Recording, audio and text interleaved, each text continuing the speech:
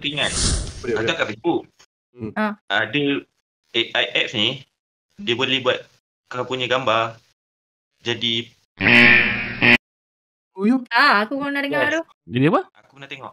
Kira macam muka kau Prawn, jadi prawn, jadi prawn. Oh, pronto. Okey. Dia tu, serius. That's Dia boleh buat disturbing gambar tu tu. dari pakai baju ke tak pakai baju. Benda tu disturbing tu. Kalau ada table bear ke apa kan, ambil gambar-gambar budak-budak lepas tu bubur dalam tu. Bapak kotor je ni. Tu lah. Itu Kau tahu tak disturbing semalam gila tu. kecoh pasal Mek Yun jumpa satu grup Facebook.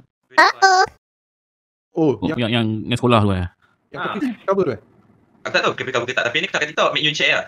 Oh. Dia jumpa satu grup budak sekolah. Ya. Facebook je. Caprice pun ada juga. Grup Facebook, yes.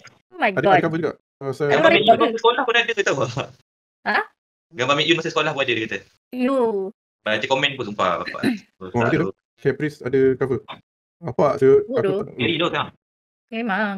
Aku entah apa. Ya, at least dulu zaman-zaman CD-CD tu lain lah cerita kan. Tapi ini dah lain macam. Maksud budak, nama grup dia tu. Bapak menggelikan tu. Grup budak-budak sekolah rendah. What the Masalah hell, yang tak ada orang report tu tak faham tu. Diorang ni. Aku tak tahu apa ada dalam kepala otak diorang. Jijik kan? Jijik tu, serius.